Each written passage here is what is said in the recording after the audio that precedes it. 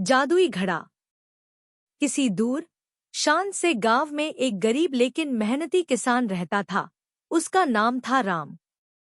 राम के पास 5 एकड़ जमीन थी, पर उसकी जमीन इतनी बंजर थी कि वहां कभी एक दाना अनाज भी नहीं उगा। राम थका हुआ, हे भगवान, मैं रोज मेहनत करता हूँ, लेकिन फसल उगती ही नहीं। आखिर मेरी गलती क्या है? गांव वाला सलाह देते हुए, अरे राम, यह जमीन बेकार है, इसे बेच दे और कहीं और खेती कर ले। राम दृढ़ आवाज में, नहीं, यह मेरे पुरखों की जमीन है, मैं इसे कभी नहीं बेचूंगा। एक दिन जब राम खेत में खुदाई कर रहा था, तभी उसकी कुदाल किसी सख्त चीज से टकराई। राम हैरान, अरे, यह क्या है? थोड़ी मिट्टी हटाते हुए, ये तो कोई पुराना घड़ा लगता है। राम ने सोचा, शायद इसमें कुछ खजाना हो। लेकिन जब उसने झांका, तो उसमें सिर्फ कुछ सौंफ के दाने थे। राम हंसते हुए, हाँ हाँ, मैंने तो बेकार में मेहनत कर दी।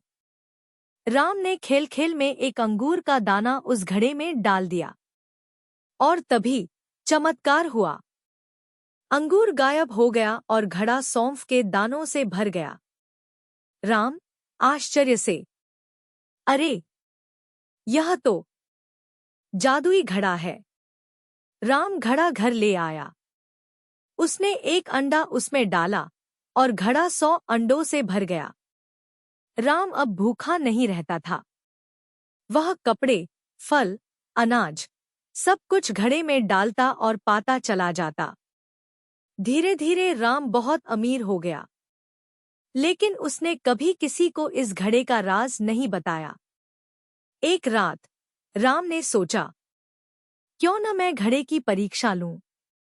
उसने एक मुर्गी उसमें डाली और घड़े से सैकड़ों मुर्गियां निकल आईं। राम घबराकर, अरे बाप रे, ये तो मुर्गियों का तूफान आ गया। गांव में अफरातफरी मच गई। राजा के सिपाही को जब यह बात पता चली, तो उसने राजा को खबर दी। राजा घमंडी स्वर में, जादुई घड़ा, उसे तुरंत मेरे दरबार में लाओ, वह अब मेरा होगा। राजा ने घड़े में झांका और धपाक, वह खुद घड़े में गिर गया। और फिर घड़े से सैकड़ों राजा बाहर निकल आए। राजा झगड़ते हुए, मैं असली राजा हूं। नहीं, मैं असली राजा हूं। सारे राजा आपस में लड़ने लगे और अंत में सभी गायब हो गए।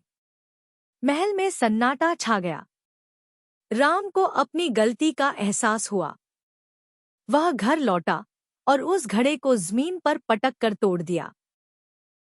अगले ही दिन उसकी जमीन पर हरी भरी फसलें लहराने लगी। राम मुस्कुराते हुए, अब मुझे असली खुशी मिल गई, मेहनत की खुशी। बच्चों, याद रखो, लालच बुरी बला है। मेहनत और सच्चाई से ही जीवन में असली सुख मिलता है।